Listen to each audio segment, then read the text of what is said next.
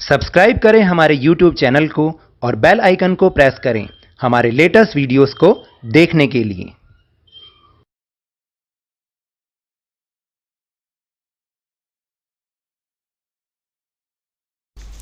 Hello and welcome to Lovneesh sir की class.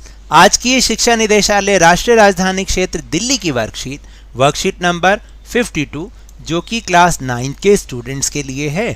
यह ली गई है सामाजिक विज्ञान के इतिहास विषय से, जिसमें हम समझ रहे हैं पाठ 1 फ्रांसीसी क्रांति को, और आज हम फ्रांसीसी क्रांति का भाग 4 समझेंगे। इसमें हम इसके आगे से पढ़ेंगे कि किस तरह से 1789 की क्रांति फ्रांस में हुई थी। अब उसके बाद आगे आने वाले समय में फ्रांस की जो सत्ता थी किसने संभाली, कैसे संभाली, या जो फ्रांस का प्रशासन था वो किस तरीके से चला। तो चलिए शुरुआत करते हैं मेरे साथ और समझने की कोशिश करते हैं।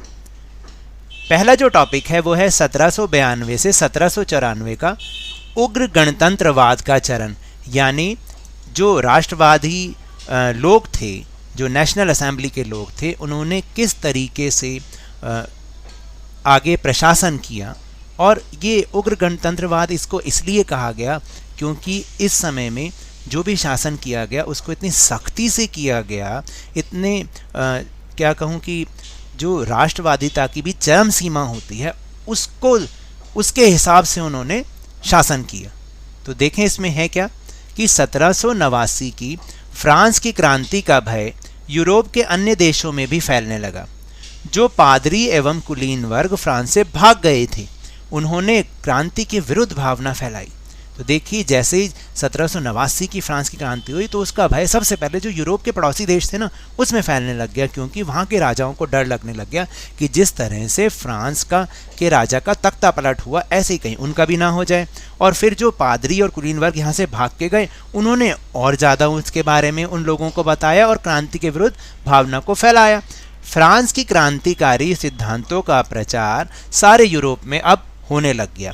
ऑस्ट्रिया ने फ्रांस में राजतंत्र को समर्थन दिया था, तो इसके विरोध में फ्रांस ने ऑस्ट्रिया के विरुद्ध युद्ध घोषित किया। उन्होंने इस निरंकुश राजाओं एवं कुलीनों के विरुद्ध जनता की जंग के रूप में इसे मान लिया। तो यानी जैसे ही ऑस्ट्रिया ने फ्रांस में राजतंत्र को कहा कि हाँ ये सही था, तो उसके विरोध में जो फ्रांस की अब जो लोकतांत्रिक सरकार थी उन्होंने ऑस्ट्रिया के विरुद्ध युद्ध घोषित कर दिया और उन्होंने इसे निरंकुश राजाओं और कुलीनों के विरुद्ध जनता की जंग के रूप में इसको लिया। वयस्क मताधिकार के आधार पर राष्ट्रीय कन्वेंशन का गठन हुआ, यानी जो नेशनल असेंबली थी अब वो क्या बन गई, नेशनल कन्वेंशन, उसकी सरकार बनी। नेशनल कन्वेंशन और आतंक का राज, ये बहुत इंपॉर्टेंट टॉपिक है, इसको आप ध्यान से समझिएगा कि 21 सितंबर 1792 को नेशनल कन्वेंशन का प्रथम अधिवेशन हुआ, यानी उसकी पहली मीटिंग हुई। इसमें जैकोबिन एवं जीरोदिस्ट दल प्रमुख थे।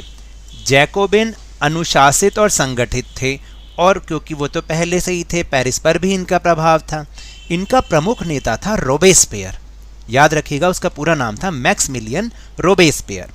दूसरी तरफ जीरोदिस्ट थे, ये शिक्षित एवं कुलीन थे किंतु व्यवहारिक राजनीतिज्ञ नहीं थे। इनके प्रमुख नेता थे मैडम रोलां, ब्रिसो आदि। दोनों ही गुट गणतंत्र के हिमायती थे, यानी गणतंत्र के वो सपोर्टर्स थे। विदेशी शक्तियों के विरुद्ध युद्ध का समर्थन करते थे। जीरोदिस्तों का मानना था कि क्रांति बहुत आगे जा चुकी है और उसका अब अंत होना चाहिए। वे और अधिक सामाजिक समानता लाने के भी विरुद्ध थे। वे स्वतंत्रता पर अधिक जोर देते थे और उधर जैकोबिन लोग समानता पर अधिक जोर देते थे तथा निम्न वर्गों के प्रति सद्भावपूर्ण रवैया रखते थे, यानी वो ये चाहते थे कि पूरे समाज में समानता हो, कोई अमीर कोई गरीब ना हो। फिर इसके बाद अगला टॉपिक है नेशनल कन्वेंशन के समक्ष कठिनाइयाँ, यानी नेशनल कन्वेंशन के सामने क्या क्या मुसीबतें आई, क्या क्या समस्याएं आई। क्रांतिकारियों ने 1792 में घोषणा कर दी कि फ्रांस का गणतंत्र स्वतंत्रता, समानता और बंधुत्व की भावनाओं पर आधारित है, और ऐसा ही हुआ था। तभी तो लोकतंत्र आएगा, जब ये तीन मूल्य लोगों को मिले, तीन जो इन भावनाओं को लोकतंत्र के जो उन्होंने संविधान बनाया उसमें शामिल किया। इस घोषणा से जो यूरोप के निरंकुश शासक थे वो भयभीत हो गए, वो डर गए, क्योंकि उन्हें लगा कि अब हमारे देशों में भी लोग इसी तरीके की मांग करेंगे और हमारा शासन भी चला जाएगा। अब फ्रांस की क्रांति फ्रांस की ना होकर पूरे यूरोप की हो गई। अतः यूरोपीय देश क्रांति के प्रसार को रोकने के लिए एकजुट हो गए और इंग्लैंड, हॉलैंड, ऑस्ट्रिया, प्रशा के एक गुट का फ्रांस के विरुद्ध निर्माण हुआ। यानी अब ये सारे मिल गए और किसी तरह से इन्होंने ये चाहा कि फ्रांस में भी वापस से राजतंत्र आ जाए। इस गुट ने कई जगहों पर फ्रांस को पराजित भी किया। नेशनल कन्वेंशन ने एक प्रस्ताव पारित कर राजतंत्र को ही समाप्त कर दिया और गणतंत्र की स्थापना की, क्योंकि अभी तक वहाँ पर राजतांत्रिक लोकतंत्र चल रहा था, यानी कुछ तो राजा का शासन था और कुछ लोगों का, यानी मिला जुला शासन चल रहा था। राजा पर देशद्रोह का मुकदमा चलाया गया और उसे मृत्युदंड की सजा दे दी गई और 21 जनवरी 1793 को लुई 16वां को फांसी पर चढ़ा दिया गया। अब पूरी तरीके से वहाँ पर लोकतंत्र आ गया था। युद्ध के कारण फ्रांस आर्थिक संकट से गिर गया था और जिससे कीमतें बढ़ गईं, क्योंकि युद्ध जो चल रहा था दूसरे निरंकुश राजाओं के प्रति, उससे क्या होगा कि फ्रांस में अब संकट पैदा हो गया किसका, रुपए पैसों का, जिससे कीमतें बढ़ गईं। अमीरों से कर्ज वसूलने का नियम बनाया गया। जैकोबिनों ने पेरिस की भीड़ और कम्यून की सहायता से कन्वेंशन पर आक्रमण कर सत्ता पर अधिकार करके आतंक के राज्य की स्थापना की। देखिए किस तरीके से उन्होंने जो है जैकोबिनों ने अब फ्रांस की सत्ता पर कब्जा कर लिया।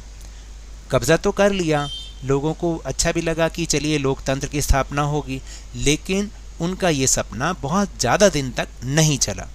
आतंक राज की स्थापना के साथ ही फ्रांस एक बार पुनः अव्यवस्था का शिकार हुआ, क्योंकि अब जो रोबेस्पियर का शासन आया ना, वो 1 साल का शासन इतना भयंकर था, इतना भयानक था कि लोगों ने इसे आतंक राज की संज्ञा दे दी। आखिर हुआ क्या था? रोबेस्पियर के नेतृत्व में इसकी स्थापना की गई थी। आपको मैं बताऊं कि जो रोबेस्पियर था उसने जो नियम और कानून बनाए और उनका इतना सख्ती से पालन करवाया कि जो फ्रांस की जनता थी वो त्राही त्राही कर उठी। यानी कि उसने जो है सभी को, हालांकि उसने काम तो सही किया था कि सब समान होंगे, सबके लिए एक जैसी मोटे आटे की समानता रोटी मिलेगी, और ये जो मैडम और ये सर वाले जो शब्द थे उनको हटा के एक आम नागरिक की उन्हें संज्ञा दी थी। तो आगे क्या हुआ कि इसमें क्रांतिकारी जन सुरक्षा की स्थापना भी की गई, और लेकिन जो कोई जैकोबिन्स के विरुद्ध काम करता था उसे मृत्युदंड दे दिया जाता था। हालांकि इसमें नहीं बताया, मैं आपको बताऊं कि यहाँ तक कि जो उसके अपने पार्टी के नेता होते थे ना, अपने क्लब के जो नेता होते थे उसके, अगर वो भी उसकी बात नहीं मानते थे तो उन्हें भी कड़ी से कड़ी सजा दे दी जाती थी। फिर जुलाई 1994 में रोबेस्पियर को भी कैद कर दिया गया और फांसी दे दी गई, और इसी के साथ आतंक के राज की समाप्ति हुई। आतंक के राज के बाद उदारवादी नेताओं ने देश की सत्ता संभाली और आतंक राज्य की व्यवस्थाओं को भंग किया। यानी जो रोबेस्पियर ने व्यवस्था बनाई थी उनको सबको ख़त्म कर दिया। अब उदारवादी नेता, उनके हाथ में फ्रांस की सत्ता आ गई थी। आतंक के शासन के दौरान लगाए गए मूल्य तथा पारिश्रमिक पर भी, उस पर मतलब जो भी उन्होंने जो भी व्यवस्था बनाई, जो भी पारिश्रमिक तय किया गया, नए मूल्य, ये जो भी कुछ उन्होंने किया, उन सब पे से नियंत्रण को हटा दिया गया और उस व्यवस्था को बदल दिया गया। अब अगला इंपॉर्टेंट टॉपिक है कि नेशनल कन्वेंशन ने आखिर क्या किया था, उसके क्या क्या कार्य थे। तो जो कार्य थे वो निम्नलिखित हैं। जैसे राष्ट्रीय शिक्षा नीति अपनाई गई और फ्रेंच को राष्ट्रभाषा बना दिया गया। यानी अब अलग अलग भाषाएं फ्रांस में नहीं बोली जाती थी, केवल एक फ्रेंच, जिसको राष्ट्रभाषा घोषित किया गया। गुलामी प्रथा को समाप्त कर दिया गया तथा ऋण ना चुकाने पर जेल भेजने संबंधी कानून समाप्त कर दिए गए। फिर इसके बाद उन्होंने एक कार्य और किया कि सबसे बड़े पुत्र को ही उत्तराधिकार देने का जो कानून था वो समाप्त कर दिया। राजतंत्र को समाप्त कर गणतंत्र की स्थापना दिवस से एक नया पंचांग यानी कि कैलेंडर 22 सितंबर 1792 से लागू किया गया। माप तौल की एक नई पद्धति जिसमें ग्राम, लीटर और मीटर आदि शुरू की गई। कालाबाजारी को रोकने के लिए राशनिक व्यवस्था लागू की गई और मुआवजा देने की नीति भी समाप्त कर दी गई। आयकर और युद्ध कर भी लगाए गए ताकि फ्रांस की जो आर्थिक स्थिति है वो सुधर पाए। तो ये तो थे वर्कशीट के टॉपिक। अब हम चलते हैं अपने प्रश्नोत्तर की ओर। तो पहला प्रश्न है कि फ्रांसीसी क्रांति से अन्य यूरोपीय शासक क्यों परेशान थे। तो इसका उत्तर है कि 1789 की फ्रांस की क्रांति से का जो भय था, फ्रांस की क्रांति का भय था, वो पूरे यूरोप के यानी यूरोप के अन्य देशों में भी फैलने लगा। फ्रांस के क्रांतिकारी सिद्धांतों का प्रचार सारे यूरोप में होने लगा। क्रांतिकारियों ने यह घोषणा कर दी थी कि फ्रांस का गणतंत्र स्वतंत्रता, समानता और बंधुत्व की भावनाओं पर आधारित है। इस घोषणा से यूरोप के अन्य शासक भयभीत हो गए और परेशान होने लग गए। दूसरा प्रश्न है कि रोबेस्पियर कौन था। रोबेस्पियर जैकोबिन क्लब का नेता था। फिर तीसरा प्रश्न, आतंक का राज क्या था। तो इसका उत्तर है कि जब फ्रांस की सत्ता रोबेस्पियर के हाथ में आई तब उसने नियम और कानूनों का इतनी सख्ती से पालन करवाया कि फ्रांस की जनता त्राही त्राही कर उठी। जो भी जैकोबिनों के विरुद्ध काम करता उसे मृत्युदंड दे दिया जाता।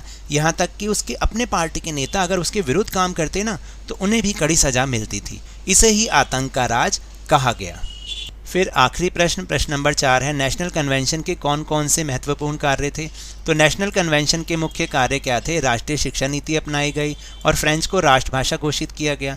गुलामी प्रथा समाप्त कर दी गई तथा ऋण ना चुकाने पर जेल भेजने संबंधी कानून को समाप्त किया गया। सबसे बड़े पुत्र को ही उत्तराधिकार देने का कानून समाप्त किया गया। और फिर माप तौल की नई पद्धति ग्राम, लीटर, मीटर शुरू की गई। और आखिरी काम ये था कि कालाबाजारी को रोकने के लिए राशनिक व्यवस्था लागू की गई। तो मैंने तो 5 कार्य लिखे, आप चाहें तो 3 कार्य भी लिख सकते हैं। तो ये तो थी आज की वर्कशीट। अगर मेरे इस तरह समझाने से आपको थोड़ा सा भी समझ में आया हो तो इस चैनल को ज़्यादा से ज़्यादा सब्सक्राइब कीजिए, लाइक कीजिए और बहुत ज़्यादा शेयर भी कीजिए। और हाँ, मेरे साथ इसी तरह वर्कशीट को समझते रहिए, लेकिन ध्यान और मन लगाकर पूरी मेहनत के साथ पढ़ते रहिए और अपने एग्ज़ाम में आप बहुत अच्छे नंबर पाइए। लेकिन अगर कोरोना वायरस से बचना है ना तो मास्क ज़रूर लगा के रखिए, क्योंकि जब तक